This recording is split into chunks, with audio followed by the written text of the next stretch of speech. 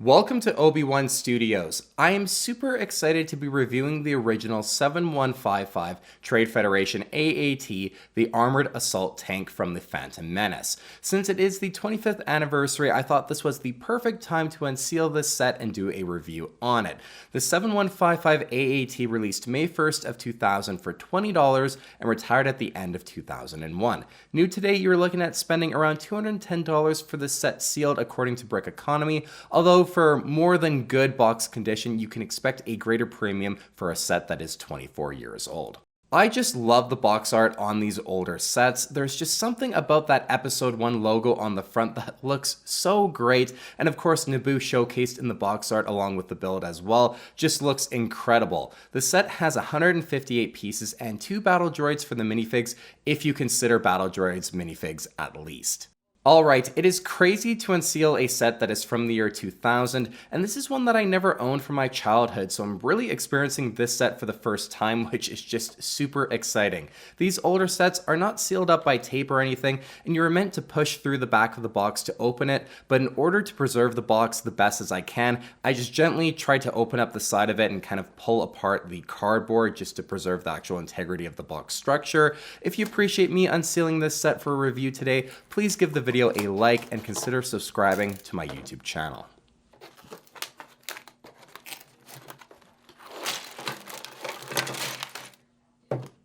Once unsealed, you'll find your instructions manual and some very vintage promotional flyers, which are pretty cool to take a look at. The instructions manual has that same great box art on it as well. You also have 3 bags and a few larger pieces that are just loose inside the box.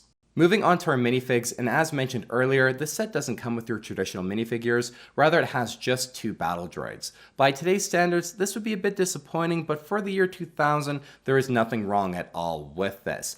The one aspect when it comes to battle droids from the real early years of LEGO Star Wars is that their blasters are really what shows the age of them, being that old school design. Combine that with the arms not having the angle to hold them up out in front, you just have that classic look with the droids holding the blaster off to the side, which while it's not as good as the modern style, I just see it as part of the classic charm to this set. Moving along to the build now, I have to say this AAT certainly has all that nostalgia and classic vibe of those real early LEGO Star Wars builds. It's also a really great size, I think. The newer AATs have been smaller builds, which I'm not really that big of a fan of, especially compared to the size and just grandness of this original AAT.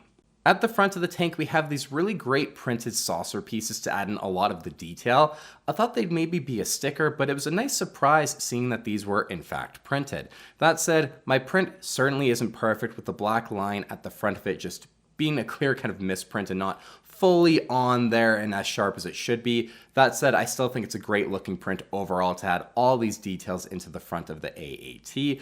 At the ends of kind of the front disc section of the tank, we have these larger brown slope pieces to cap it off. And if you actually look at the AAT from the Phantom Menace, the ends are actually done in this section in a darker brown color. So it's a nice accurate detail that they added into this version that I think gets overlooked. Moving up towards the center, we have these 2 smaller short-range cannons. They are very loose the way they're just attached on there by a single stud, and this is really one area of the build that I found just a little bit annoying as they are fairly easy to knock off when moving the build around. On the sides, we have these larger cylinder pieces that are attached at an angle with Technic to represent the power converters. I just think they look really great. Now, the backside of the AAT is where it really shows the age of the set and the lack of pieces to build more complex shapes and overall designs. At the bottom, we actually have weapon storage for the droid blasters that just clip in on either side. There is a lot of gray and blue bricks that are exposed at the back here. It definitely breaks that consistency in terms of the look and accuracy of the build. I think this AAT does look really great from the front with that kind of classic charm, but from the back, it definitely doesn't look great in kind of the same classic charm of the shortcomings of designs and just accuracy when it comes to certain LEGO Star Wars sets. Luckily, displaying the set from the front is what everyone is going to do anyways, so you don't really see it when it's on display. Moving back to the front side towards the top, we have another nice printed piece which shows off the front hatch for the cockpit. This whole piece is actually the top of the main cockpit of the AAT. You simply remove this printed piece and then you can place a single battle droid inside. The interior has nothing fancy to it at all. It's pretty much as bare bones as it can get. There isn't even a fully enclosed cockpit for this front section, as you can actually see the battle droid sitting inside of it from the sides of the tank. Things like this, however, are really just down to LEGO not having a lot of the pieces to make these complex shapes that they would have probably have liked to at the time, and personally it doesn't really bother me at all. We of course have our larger main cannon that just kind of droops down a little bit at the front underneath its own weight, but not overly. The main cannon overall I think looks just fine. The upper middle section of the tank is really where, in my opinion, the front part at least shows its age a little bit more, as it's just a flat plate with the guns mounted on either side. It's a bit jarring having all these nice smooth pieces and then all these exposed open studs up here. Again, I think for the time it's more than a good enough design. However, it's a little bit jarring. It also does have the correct design in terms of the larger lateral guns on the top and then the smaller rangefinders underneath on the sides, although the Phantom Menace version does have two smaller rangefinders mounted underneath the larger lateral cannons, but obviously that gets the point across just with the smaller antenna piece for the rangefinders.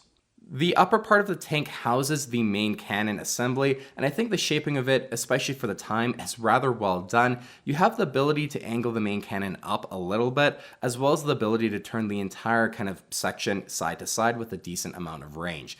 You have a control command receiver antenna on top as well for some added details, and then the hatch for the second interior section. You simply tilt the hatch up, and these joints I have found to be very, very stiff, and I'm not sure if it's just because of the age of the parts, but it's definitely not the smoothest thing opening up the top hatch or even the front gun moving it up and down. Inside you have where the tank commander droid would be and some storage for a pair of binoculars. The hatch cannot close all the way down with the droid inside of it, but I don't think anyone is really buying this set today for the play features, let's be honest. Overall, I think this set is pretty epic, to be honest. It has that perfect blend of nostalgia and old school design choices in what I think is still a pretty decent looking build 24 years later. The three great printed pieces for the set really help in adding a lot of detail as well, which we've still never really seen replicated to this day for an Episode 1 Trade Federation AAT. The size of this tank just works as well. I think the next AAT set that we get should be around the same size, if not a little bit bigger. It's just so much more imposing with all of the modern pieces that we have today. The amount of detail that we can get would be incredible. I'm way more for keeping the size of builds rather than the trend that seems to be going on of making everything a little bit smaller. Hopefully the next AAT that we get will be like this one and the 8018 AAT in terms of size, and that we get the printed pieces like this set has on the front. If you are a LEGO Star Wars collector and have any nostalgia or even just appreciation for these very early sets, I think this is one that is really worth buying, especially for prequel fans. It's just awesome. I really love it, and I think it's just going to look so cool on display. Thank you so much for watching this review. If you enjoyed the video, please give it a like and check out my YouTube channel for more LEGO Star Wars reviews and comparisons, and we will see you on the next LEGO Star Wars review.